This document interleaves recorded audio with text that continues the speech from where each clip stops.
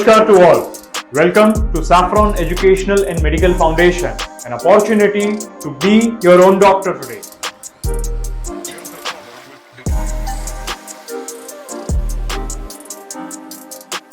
तो सबसे पहले हम डिफरेंट कुकिंग मेथड की बात करते हैं। राइट एंड रॉन्ग कॉम्बिनेशन तो समझ ही जाएंगे, लेकिन देखिए कोई भी खाना है उसे एक तो पका के खाने की जरूरत पड़ती है, राइट। तो पकाने में आज जो हमारा पाक शास्त्र है काफी सारा एडवांस हो चुका है। पहले तो कैसा था, गांव में चूल्हा बनाते थे, चूल्हे में लकड़ा है या तो फिर कोयला है और अपना खाना बनता था। जैसे जैसे अग्नि हमें मिली, फिर हम अपने सिविलाइजेशन की ओर गए, काफी सारे एडवांसमेंट्स हमारे आ गए। आजकल तो हमारे घर में गैस की पाइपलाइन ही आ चुकी है, वो सिलेंडर वाली भी मगजमारी नहीं है। पहले तो छोटे छोटे जिसे हम प्राइमर्स बोलते थे, राइट। तो ये सारी चीजों पे खाना बनता, छोटी सिगड़ी रहती थी। धीरे धीरे एक एक चीज हम इंसानों ने अपनी कन्वीनियंस के लिए बनाई है ये सारी चीजें, पर कहीं ना कहीं उसका मिसयूज भी कर रहे हैं। हम खाने की कुकिंग मेथड की बात कर रहे हैं तो काफी सारी कुकिंग टेक्निक्स प्रचलित है, जैसे कि पकाया हुआ खाने में हम बॉइल्ड फूड खाते हैं, ब्लैंच फूड खाते हैं, पैराबॉइल्ड फूड खाते हैं, स्टर फ्राई फूड खाते हैं, फ्राइड फूड्स खाते हैं, फर्मेंटेड फूड खाते हैं, स्टीम फूड खाते हैं, शैलो फ्राई खाते हैं। बहुत सारी अलग अलग टेक्निक से हम अपना खाना बनाते हैं। तो which is the right method? everything is right which provides the complete nutrition of that specific food। यानी कि खाना बनाते टाइम जिस चीज में जो गुण है उस गुण का परिवर्तन ना हो, उसके अंदर जो पोषक द्रव्य है वो जल न जाए, उसी तरह से अंदर बने रहे जब तक हम उसे खाते हैं। वो टेक्निक हमारे लिए सही है। बेसिकली देखिए, खाने का जो कॉम्बिनेशन की हम बात करते हैं तो एक प्रोपोर्शन होता है कि हम जो पकाया हुआ खाना खाते हैं वो 50 to 60% रिक्वायरमेंट हमारे शरीर की एनर्जी के लिए रहता है। 20 to 25% हम लिक्विड और फाइबर को इंटेक करते हैं, यानी थोड़ा सा कच्चा सूप फॉर्म में, सलाद फॉर्म में खाते हैं, और 15 से 20% पेट को रेस्ट देते हैं आकाश तत्वों के लिए, ताकि डाइजेशन अच्छे से हो पाए, राइट। तो यही मेथड हमें अपने खाने में अप्लाई करनी है। तो जैसे अगर हम बात करते हैं कि सबसे इम्पोर्टेंट, एक ही खाने को घड़ी घड़ी गर्म नहीं करना चाहिए। देखिए ऑलरेडी खाना पकाने के बाद काफी सारी ऐसे न्यूट्रिशनल माइक्रो न्यूट्रिशंस होती है कि वो कम हो जाती है ओरिजिनल फूड की। दैट इज ओके, क्योंकि काफी टाइम कुछ ऐसे फाइबर्स होते हैं जो हमारा बॉडी डाइजेस्ट नहीं कर पाता है। काफी टाइम उसके अंदर पोटाशियम, सोडियम या अलग अलग ऐसे मिनरल्स होते हैं जो ज्यादा मात्रा में, हेवी मात्रा में होने की वजह से हमारे शरीर को एक्सेप्टेबल नहीं होता है, इसीलिए हम उसे उबाल के या पका के खाते हैं, राइट। तो वो सही टेक्निक है, लेकिन वही चीज अभी मैंने सुबह बना दी, फिर वापस मैंने उसको माइक्रोवेव में गर्म किया, थोड़ा बच गया, शाम के लिए रख दिया, वापस उसको मैंने गर्म कर दिया। That is actually the wrong, the most dangerous, very vicious, poisonous food you can say। First of all, खाना बना के तुरंत खाइए। If not possible, the shelf life of each and every cooked food is around 3 to 4 hours। तो उसके अंदर बनाया हुआ खाना खा लीजिए। ऑफिस में जाते हैं, ठीक है, 3 से 4 घंटे के बाद वो फूड यूज कर लीजिए। एटलीस्ट बचे हुए खाने को फ्रीज में रख के कार्बन फुल करना है, फिर वापस बाहर निकाल के उसको ओवन में डाल के और रेज उसके अंदर डालने हैं, या तो गैस पे रख के और जला के खाना है। बंद कीजिए उसे, यही गलतियां है।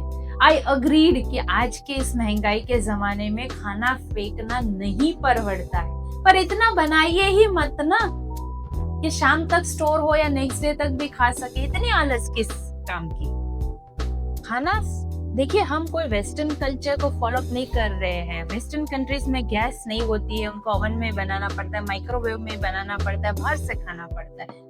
हम भारत में इतने लकी है, इतना हमें प्रकृति ने भेंट दे रखी है कि हर सीजन और रीजन के हिसाब से हमारे पास बहुत सारी वैरायटी ऑफ फूड है।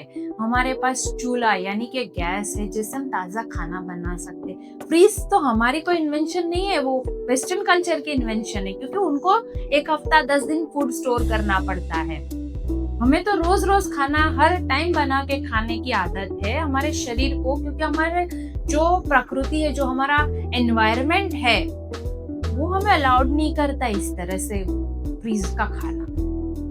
वेरी रेयरली वी अंडरस्टूड कि कुछ ज्यादा गेस्ट आने वाले थे, आपने बना दिया, कुछ बच गया और आपने यूज किया, that is occasionally, it's completely okay. But 4 आदमी घर में है, 4 रोटी आदमी खाता है, तो गिन के रोटी बनाइए ना, शर्म किस चीज की है। कम खाएंगे तो मर नहीं जाएंगे, लेकिन ज्यादा खाया तो तकलीफ होने वाली है। 4 आदमी का गिन के चावल बनाइए, 4 आदमी की गिन के सब्जी बनाइए, बचेगा क्यों आपके घर में। हम हर चीज में अपने आप को परफेक्शनिस्ट मानते हैं, तुलना करते हैं हर एक चीज में, तो ये चीज में क्यों नहीं।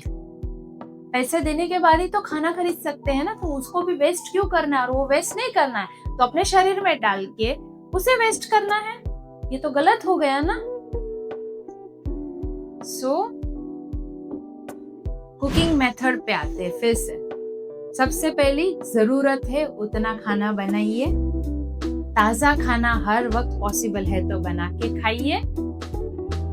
कुकिंग में जैसे कि अगर कोई सब्जियां है तो उसे ओवर कुक मत कर दीजिए, वरना उसकी न्यूट्रिशन चली जाती है। अगर कुछ अनाज को पका के खाना है, जैसे चावल है या रोटी है, तो उसे अच्छे से कुक करके खाइए। अंडर कुकिंग नहीं होनी चाहिए, क्योंकि कच्ची चीज शरीर में पचती नहीं है, वायु हो जाता है शरीर, वात एग्रीवेशन होता है। कुछ ऐसे सूप वगैरह बना रहे तो उसको एक टेम्परेचर मेंटेन करके बनाइए, ताकि आप उसके न्यूट्रिशन, हेल्थ एंड टेस्ट बरकरार रख सकते हैं। काफी सारी ऐसी चीजें हमें क्रंची अच्छी लगती है, ठीक है, थोड़ी देर के लिए उसे और पका लीजिए, लेकिन हर एक फूड को पाक शास्त्र बोलते हैं हम। जैसे विज्ञान है, गणित है, वैसे ही ये एक सब्जेक्ट, एक टॉपिक है, पाक शास्त्र। थोड़ा सा अपना कॉमन सेंस, थोड़ी सी अपनी स्किल और पूरा नॉलेज अप्लाई करके खाना बनाएंगे तो राइट कुकिंग मेथड में आप कहीं भी नहीं अटक पाएंगे। देखिए, एक सिंपल सा एग्जांपल मैं बोलती हूँ। आजकल हम सबको चाइनीज नूडल्स अच्छे लगते हैं, राइट? तो आपने देखा है कि अगर हम फ्राइड राइस, चाइनीज नूडल्स जो खाते हैं बाहर से या घर पे बनाते, तो अगर वो ओवर कुक्ड हो जाता है तो अच्छा लगता है? उसकी जो एक स्प्रिंग जैसे नूडल्स हम ऐसे खींचते हैं ना, अगर वो ओवर कुक्ड है और वो चावल जैसे एकदम सॉफ्ट हो गई है तो खाने को अच्छी लगती है आपको? वो हल्की सी 95% कुक होते हैं, 5% उसमें रॉनेस होती है, तो ही आपको नूडल्स, चाउमीन वगैरह खाना अच्छा लगता है। वैसे ही हम फ्राइड राइस की बात करते हैं, तो जो चाइनीज फ्राइड राइस आपने देखा होगा कि हम जैसे अपने दाल चावल खाते हैं, उतना वो चावल पकता नहीं है, क्योंकि वो दाना पूरा दिखना चाहिए, अलग अलग होना चाहिए। इसीलिए अगेन उसकी कुकिंग प्रोसेस 90% to 95% होती है, 5% वो छोड़ देते, रोपन हल्का सा कच्चापन रखता है उसमें, ताकि वो खिले खिले लगे। जैसे हम अपने पुलाव बिरयानी बनाते, खिले खिले चावल लगने चाहिए, राइट? तो हर एक फूड की अपनी कुकिंग प्रोसेस होती है। See, I am not going to say Chinese खाइए, this is just an example. वैसे ही अगर हम कोई सब्जी बनाते हैं, जैसे आलू, तो अगर हमें आलू का मसाला बना है आलू पराठा बनाने के लिए, तो वो आलू हम ज्यादा बॉइल करते ताकि वो पूरा अच्छे से मैश हो जाए। वही अगर हमें आलू की सब्जी बनानी है तो हम उतना ज्यादा आलू बॉइल नहीं करेंगे, वो पीसेस में हमें दिखना चाहिए, तो हम उसको हल्का सा 2-5% कम बॉइल करते हैं, राइट? या तो सॉटे करते हैं। तो हर एक फूड की अपनी एक स्पेसिफिक टेम्परेचर मेंटेन करने की, कुकिंग प्रोसेस करने की एक पद्धति होती है, थोड़ा सा समझ के कीजिए। कभी कभी ठीक है हम ऐसे एकदम 120 temperature 5 minutes 8 minutes slow flame, that is okay, we are not chef, लेकिन घर का खाना तो इस तरह से बना सकते हो। और कहाँ सीखे? कहीं जाने की जरूरत नहीं है, स्टिक टू योर कल्चर। जो हमारे दादा, नाना, नानी, दादी जो है, यानी कि हमारे जो एंसेस्टर्स जो है, उन्होंने जो पद्धति से, जो हमारा कल्चर है, जो पद्धति से हम खाना बनाते हैं ना, just stick to that only, अपने आप आ जाएगा। नए नए एक्सपेरिमेंट्स मत कीजिए। पहले हमारे यहाँ अपना कल्चर बहुत ही अच्छा था, एक रिच कल्चर में हम जो खाना खाते थे। आजकल वेस्टर्न कल्चर्स के वजह से, या तो हम बोलते सोशल मीडिया के वजह से, 8 कुजिन्स, 10 कुजिन्स, 15 कुजिन्स तक जा रहे हैं हम लोग। यानी कि कोरियन खाना आ गया, जापानीज खाना आ गया, अमेरिकन पिज्जा, मैकडोनल्ड वगैरह आ गया, इटालियन पिज्जा वगैरह आ गया, बर्गर आ गया। ओके, कभी कभी चीट इज ओके, आपको टेस्ट करने का टेस्ट बड्स दिया है तो कभी वो एग्रेवेट होता है, गो एंड एंजॉय, लेकिन अपना जो बेसिक फूड है स्टिक टू दैट, तो हमेशा खुश रहेंगे, हेल्दी रहेंगे।